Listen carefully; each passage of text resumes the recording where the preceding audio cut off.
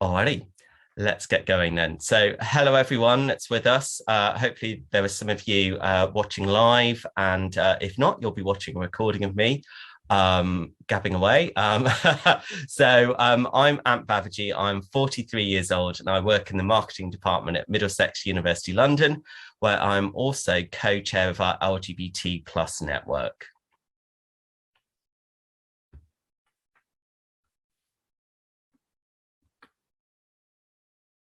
And I'm also living with HIV. Now, those 5 words still have the power to shock and can make people visibly recoil in horror or disgust. But those 5 words and the self-acceptance that they represent also embody one of the most effective activist and personal empowerment movements we have ever seen. Now, on the previous slide, you'll have just seen, I had some friends with me and fellow activists called Richard and Gary, who were diagnosed with HIV back in the 80s and early 90s, respectively, when treatment wasn't available. My diagnosis came much later in 2007, and treatment was well established and much easier to take by then. And today, I take just 2 pills every morning to control the virus and to keep me healthy. Now, I'm going to be talking a little bit about my own journey since my own diagnosis, and I'll use that as a way to highlight a few issues that I've encountered. Excuse the pun, but there's actually quite a lot of positive news about HIV. Medically, HIV has been pretty easy for me. I was diagnosed early and started medication when I needed to, but facing stigma and discrimination has been much harder. To give you an example, my first HIV consultant, not long after I'd been diagnosed in Somerset back in 2007, said to me that he didn't think that I'd be the sort of person to have caught HIV. I often reflect on that and wish, well, I could go back and remind him that anyone can get HIV. We can be your friends, your relatives, and people from pretty much any walk of life that you can imagine. Although I happen to be gay, lots of my friends with HIV are straight. Over time, I started to gain confidence and eventually took the step of coming out as HIV positive on social media. This, you'll see here on the slide, was from the private view of a photography exhibition of 30 people living with HIV in 2012 to mark 30 years of the virus.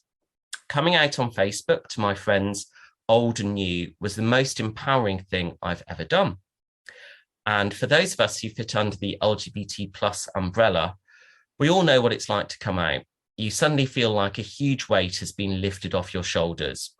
However, coming out as HIV positive can be so tough for so many people.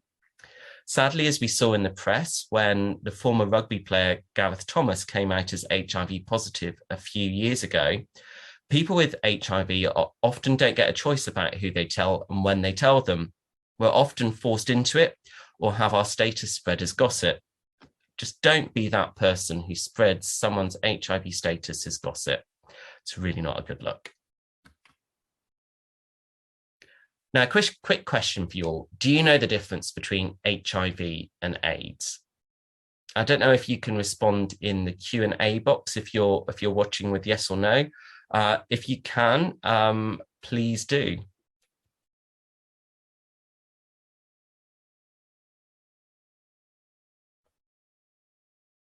Oh, I don't know that you can. Don't worry about that. Anyway, let's crack on and I will explain the difference to you. Okay, so first of all, HIV stands for Human Immunodeficiency Virus. HIV is a virus that attacks the immune system and weakens the body to fight off diseases. AIDS stands for Acquired Immunodeficiency Syndrome. In the early 80s, before scientists had identified HIV as the virus that can lead to AIDS, they started to recognize particular symptoms that people had. AIDS can develop when HIV damages the immune system to such an extent that it can no longer fight off a range of often rare infections that it normally would be able to cope with. Thankfully, I have never had I have had an HIV diagnosis. I've not had an AIDS diagnosis. And people working in the field now prefer the less stigmatizing term of late stage HIV. I was able to access effective life-saving treatment before my immune system became damaged. I now describe myself as living with HIV, with the emphasis very much on the living, and as unashamedly undetectable. I'll come on to that in a little bit. I'm sometimes a patient, but I am certainly not a sufferer, and I'm certainly not a victim.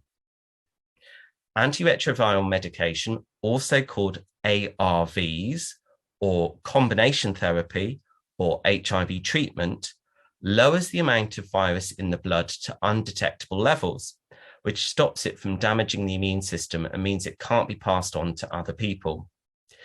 HIV treatment is now extremely effective and easier to take than ever before.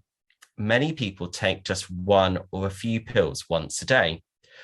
A person with HIV nowadays should live just as long as an HIV negative person, especially if they are diagnosed early and begin treatment when they need to. There's still a great deal of stigma around HIV. Stigma is really damaging as it prevents people from getting tested, from accessing treatment, and from going on and living a happy and healthy life. I find it really interesting that we use the words disclosure and reveal their status when we're talking about HIV positive people, just talking about their health.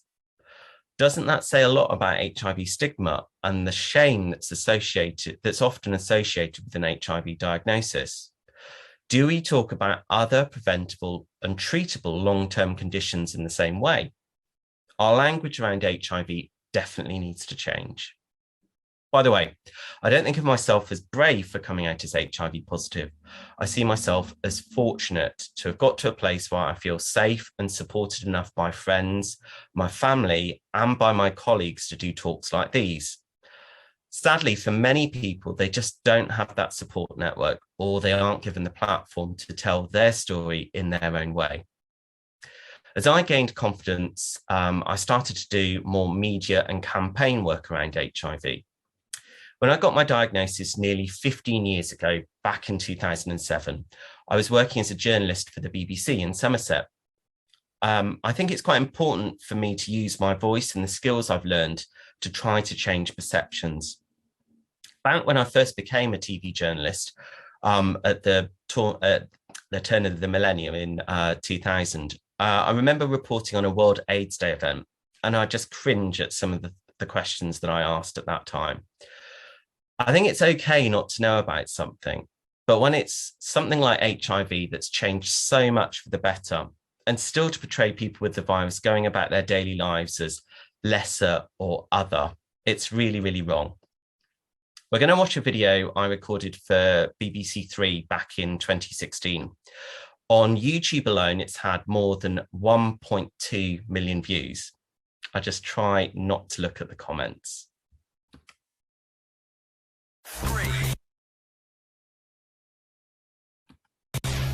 So, how did you get it?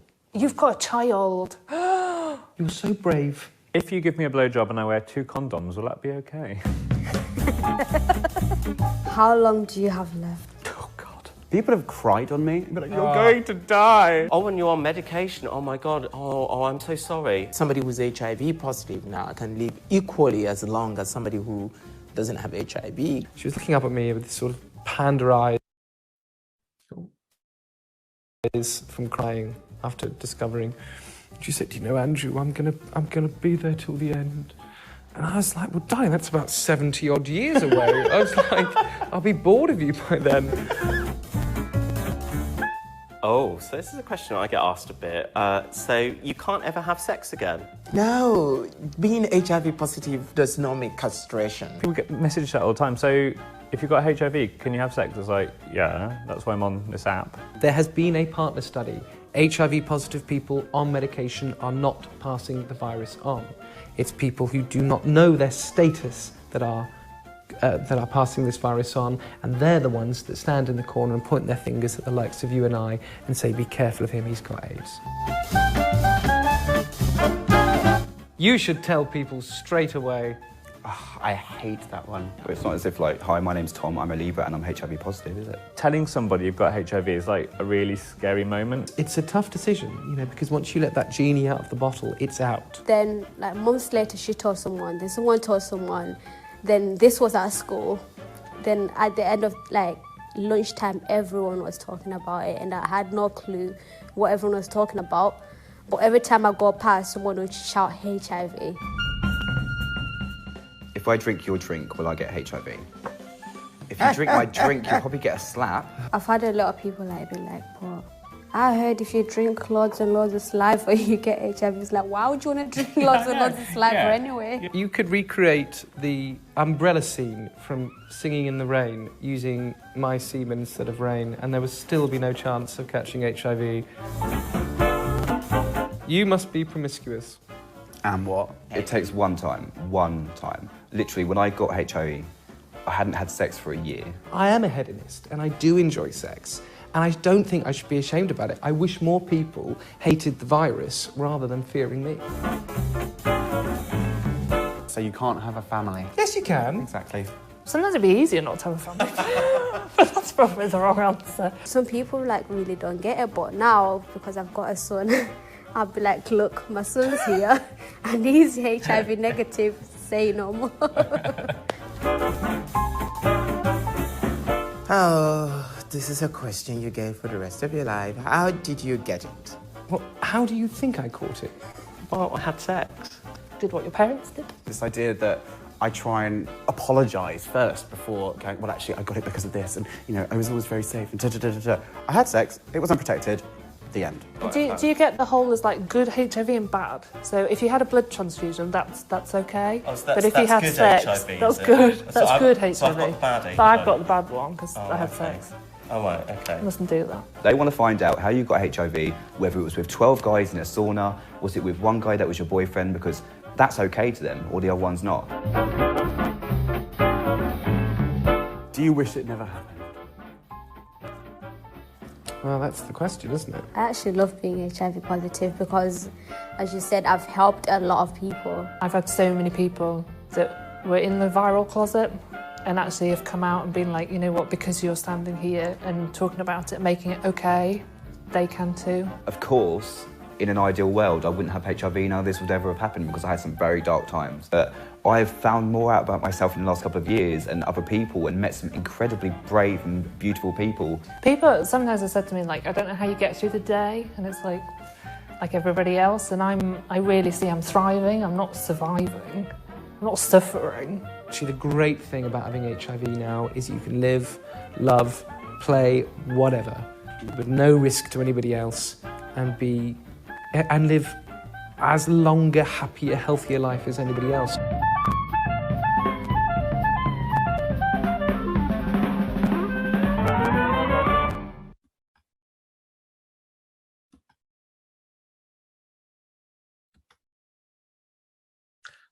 So I hope you enjoyed that.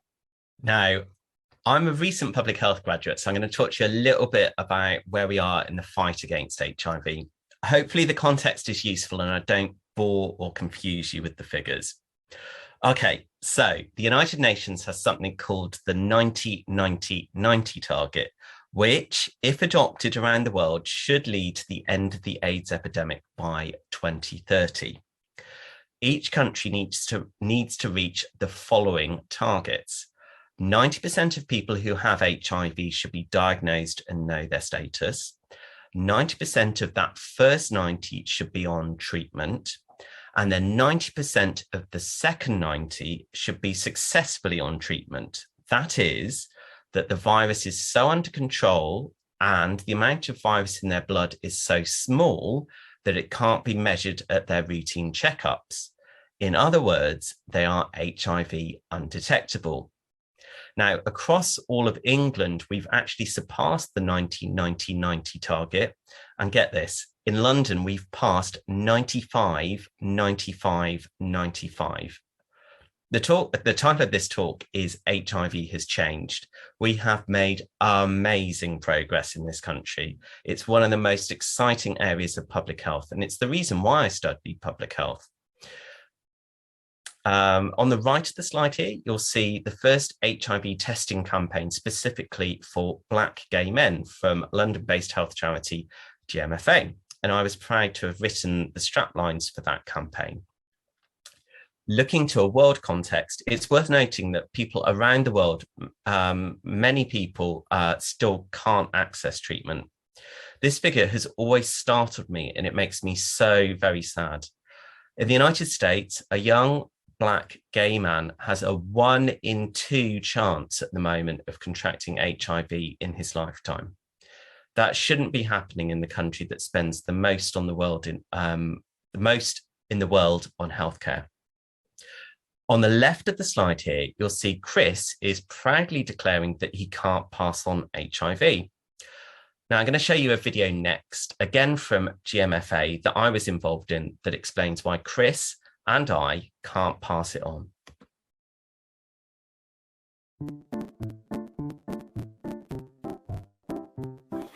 This is a message for all HIV negative people. We have gathered here today to tell you something very important. I'm living with HIV. I'm living with HIV.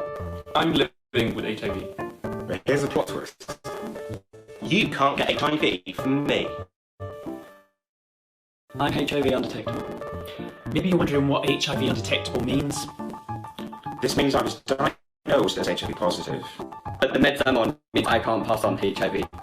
When you're diagnosed with HIV, the level of HIV in your blood is called your viral load. And it can be really high. 3 years after my diagnosis, I started taking medication. When I was diagnosed with HIV, I started taking medication. I take a single pill a day. I take 2 pills a day. I take 5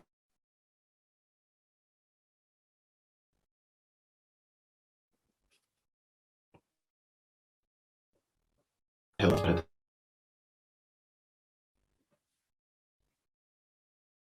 They're absolutely right. I take meds every day.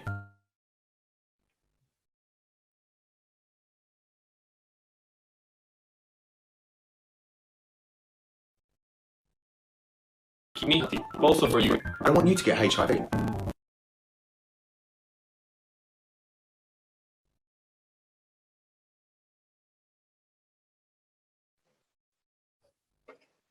If you're treating with respect, don't let my status stop you from being me.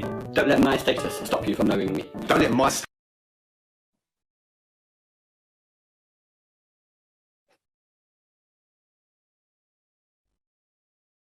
did it wrong there.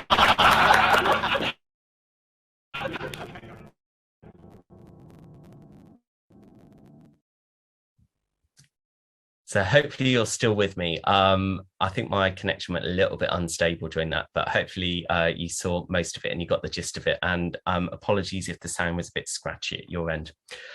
Really hope you enjoyed it. I really enjoyed making that video and I'm really proud to have been a part of it. Now, the other side of the treatment as prevention coin is something called PrEP. As it says on the slide here, PrEP stands for pre-exposure HIV prophylaxis.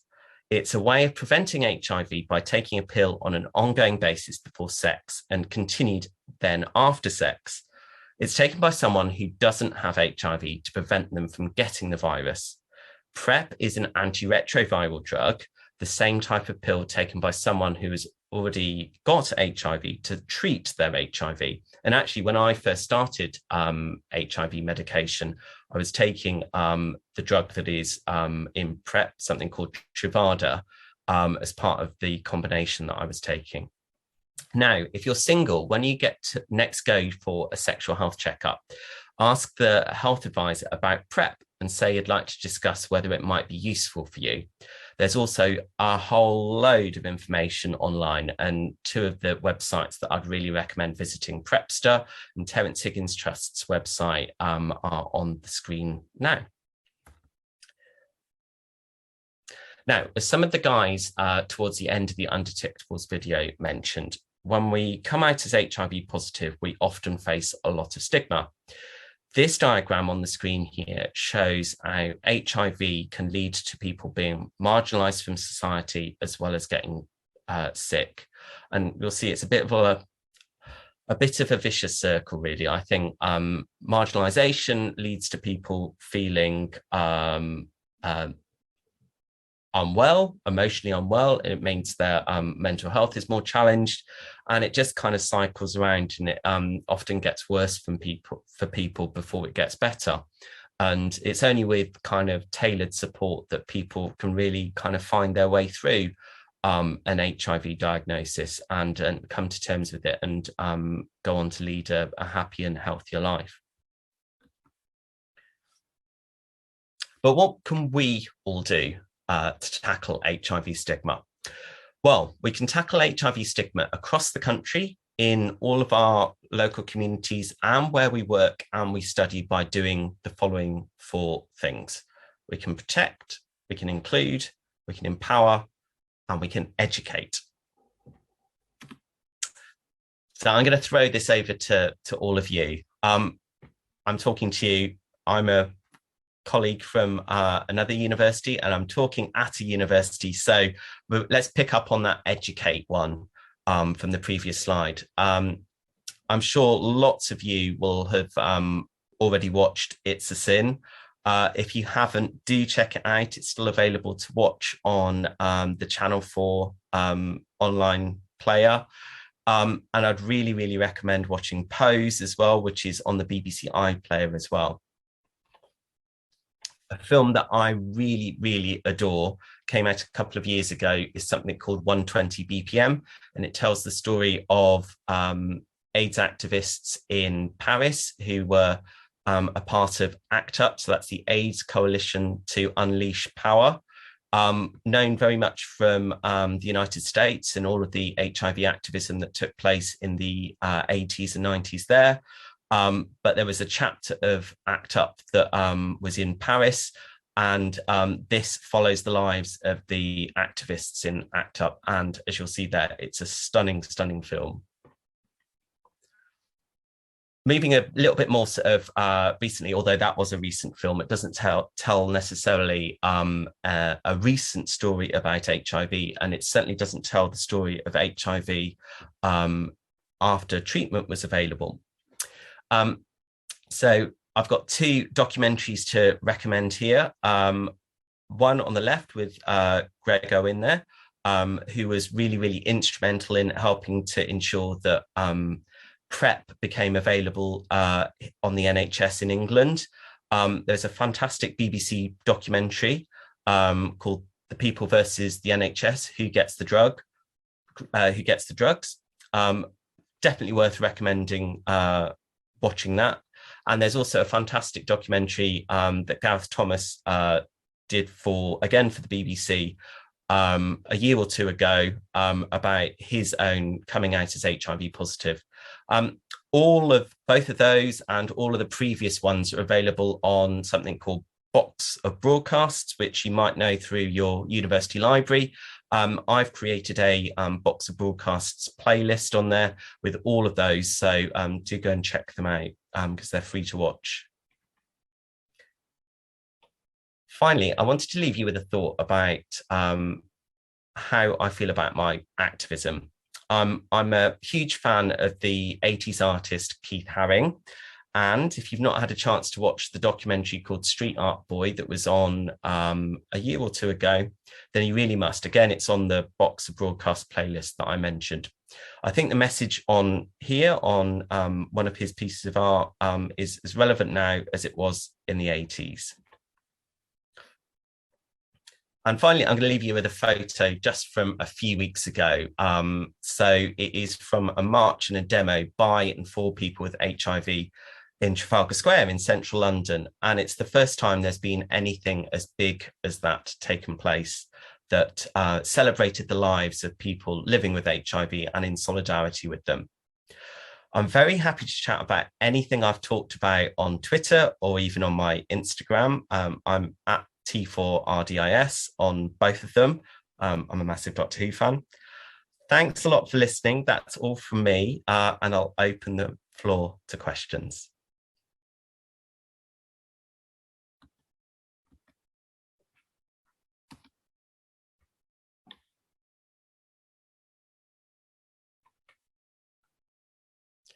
So I don't think we've got any questions coming through right now. So